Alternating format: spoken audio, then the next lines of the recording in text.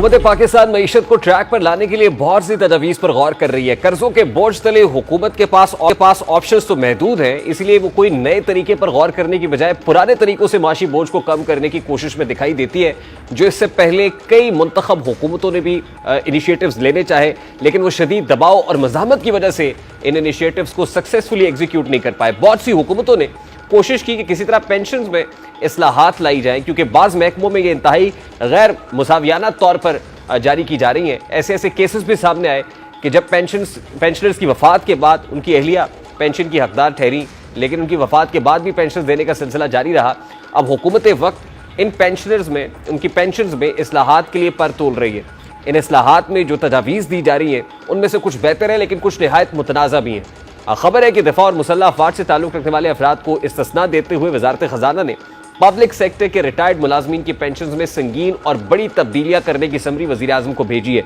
जिसके तहत सिफारिश की गई है कि पेंशन के मौजूदा फार्मूले, जिसके तहत पेंशन किसी मुलाजिम की हासिल करदा आखिरी तनख्वाह के मुताबिक जमा की जाती है, उसकी पूरी 3 साल की तनख्वाहों की बुनियाद पर इकट्ठी की जाए। इसने कम्युनिकेशन के फार्मूले में अदायगी के लिए रिटायरमेंट के वक्त इकट्ठी रकम देने के हवाले से भी तब्दीलियाँ तजवीज़ की हैं और कहा है कि मौजूदा फार्मूले के तहत जहाँ 35% रकम रिटायरमेंट के वक्त यकमुश्त और 65% बाद के बरसों में माहाना इकसात की सूरत में दी जाती है,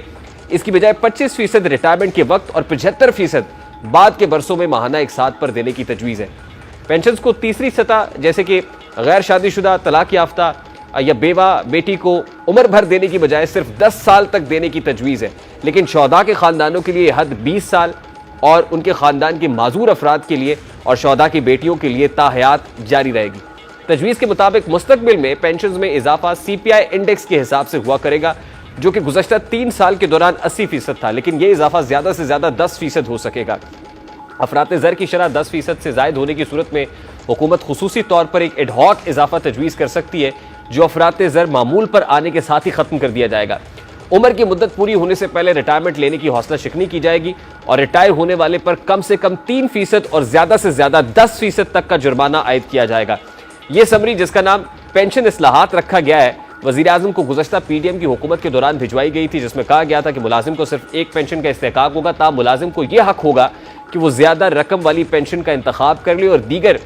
जो पेंशन हैं उनको जाने दें। मौजूदा कवानीन के तहत बच्चे या शरीक हयात की मौत की सूरत में पेंशनर्स के लवाहिकीन को एक से ज़्यादा पेंशन वसूल करने का हक होता है। मिसाल के तौर पर शरीक हयात बच्चों या वालिद के इंतकाल की सूरत में पेंशन एक शख्स को जाती हैं, अलबत्ता सर्विस यानी फ़ौजी नौकरी करने वालों या शहदा के ख़ानदानों पर इसका असर नहीं पड़ेगा। वो अफराद जिन्हें पब्लिक सेक्टर में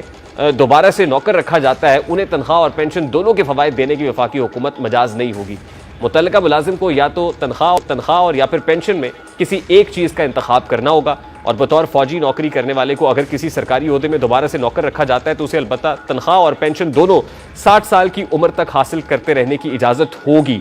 फ़ौज की नौकरी में रिटायरमेंट की औसत उम्र 20वें ग्रेड से नीचे 50 से 52 साल है, 19वें ग्रेड में 46 से 48 साल है, 18वें ग्रेड में 42 से 44 साल और सिपाहियों के लिए 38 से 40 साल है। अब ये मुजवज़ा तरामीम है, समरी कर ली गई है, अप्रूव होती है नहीं, क्योंकि केयर टेकर गवर्नमेंट है, अप्रूवल के चांसेस ज़्यादा हैं। जो